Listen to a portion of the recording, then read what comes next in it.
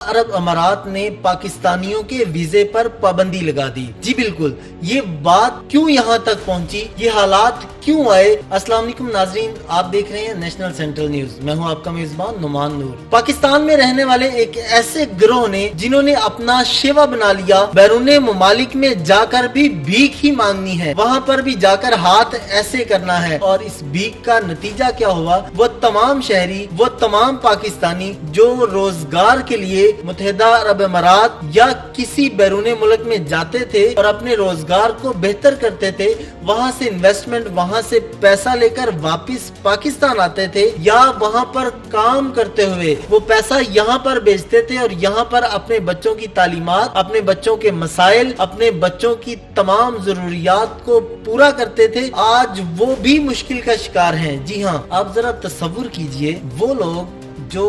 Dubai میں، China میں، امریکہ میں یا برطانیہ میں یا کسی بھی بیرون ملک روزگار کے لیے گئے اور وہاں پر جا کر انہوں نے مختلف کام سر انجام دیے، وہاں سے پیسہ کمایا، یہاں پر وطن عزیز میں بھیجا کہ یہاں پر ان کی اولادیں، ان کے بچے، ان کے رشتہ دار، ان کے والدین اور ان کے اہل و عیال جو ان کے آئے پیسے سے یہاں پر تمام تر نظام چلا رہے ہیں، اب وہ نظام، وہ کام، وہ پیسہ آنا رک گیا تو وہ کیسے چلائیں گے وہ سسٹم؟ آپ ذرا تصور کیجئے، وہ تمام شریف شہری جو بیرون ملک جا کر اپنا روزگار کماتے تھے اور اس روزگار سے اپنے گھر کا خرچہ چلاتے تھے یا اپنے گھر کا نظام چلاتے تھے، اب ان کے لیے کتنی مشکلات ہوں گی، اور یہ مشکلات کس کی دی ہوئی ہیں؟ یہ مشکلات اسی ایک خاص گروہ کی وجہ سے ہیں جس گروہ نے یہاں سے پاکستان سے بیرون ممالک جا کر مختلف کام شروع تو کیے لیکن فراڈ کے ساتھ۔ اور کون سا فراڈ، کیسا فراڈ؟ یہ وہی فراڈ جو یہاں سے کام کے حوالے سے وہاں پر گئے اور وہاں پر جا کر کام نہیں کیا بلکہ وہاں پر جا کر مانگنا شروع کر دیا، وہاں پر جا کے بھیک مانگنا شروع کر دیا، وہاں پر جا کے مارکیٹوں میں، بازاروں میں، سڑکوں پر وہی کام کیا جو وہ گروہ یہاں پر سڑکوں میں کر رہے ہیں۔ آپ دیکھیں شہر لاہور کی اگر بات کریں، مختلف شاہراہیں ہیں، مختلف سڑکیں ہیں جہاں پر ایک سگنل بند ہوتا ہے اور ٹریفک، آپ کی گاڑی بھی رکی نہیں لیکن دیکھتے ہی دیکھتے تانتا بن جاتا ہے مانگنے والوں کا۔ اب یہاں پہ وہی گروہ جو مختلف شاہراہوں پر، مختلف بازاروں میں بھیک مانگ رہا تھا، اس نے دبئی میں جا کر بھی وہی کام کیا، اور اس سے کیا نقصان ہوا آئیے آپ کو بتاتے ہیں۔ متحدہ عرب امارات نے باقاعدہ طور پر ایشیائی ممالک کے لیے مختلف قوانین بنا دیے، اور وہ قوانین خصوصاً بالخصوص پاکستان کے شہریوں کے لیے بنائے گئے۔ جی ہاں، کن شہریوں کے لیے؟ جو یہاں سے وہاں جا کر اپنا روزگار کماتے تھے، اپنے گھر کو چلانے کے لیے مختلف کام سر انجام دیتے تھے۔ اب اس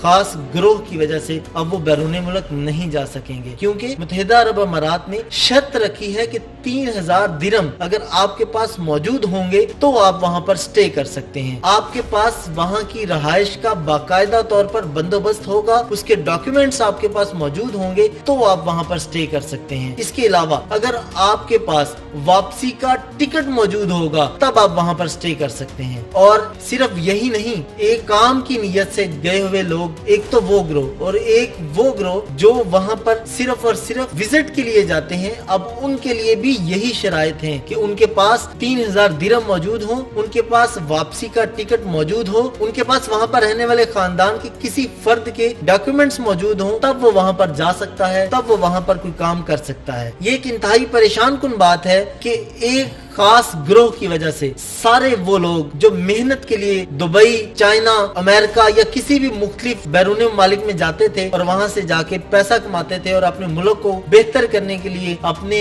لائف سٹائل کو بہتر کرنے کے لیے کام سر انجام دے رہے تھے۔ اور اس کے ساتھ یہ بھی بتاتا چلوں کہ یو اے ای میں قانون شکنی سے بچنے کے لیے آپ کون کون سے ایسے اقدامات ہیں جن سے دور رہنا بہت ضروری ہے۔ سوشل میڈیا پر کسی مذہب، قوم یا کسی قانون کے خلاف کوئی مواد وہاں پر شیئر نہیں کر سکتے، اگر ایسا کریں گے تو آپ کے خلاف قانونی کارروائی ہوگی، آپ کو جرمانہ بھی ہوگا، آپ کو وہاں پر جیل بھی دیکھنی پڑے گی، اور اس کے ساتھ اور آپ کو واپس ڈی پورٹ کر دیا جائے گا۔ اور ڈی پورٹ کرنے پر آپ کے ساتھ کیا ہوگا؟ آپ کو یہاں سے FIA ایئرپورٹ سے گرفتار کرے گی اور اس کے بعد آپ کو عدالت میں پیش کیا جائے گا، عدالت سے پھر آپ کو جیل بھیج دیا جائے گا، اور اس کے بعد کیس چلے گا اور باقاعدہ آپ کو کئی ماہ، کئی سال جیل میں گزارنے پڑیں گے۔ سائبر قوانین کی خلاف ورزی پر بھی آپ کے خلاف قانونی کارروائی ہوگی، اور اگر آپ ایسا کرتے ہوئے پائے گئے تو آپ کو جرمانہ، जेल देखनी पड़ सकती है या बैरून मुल्क से वापस डिपोर्ट कर दिया जाएगा। अगर आप यूएई में रह रहे हैं तो वहाँ पर होने वाले किसी एहतजाज, किसी हुल्लड़बाजी, वरना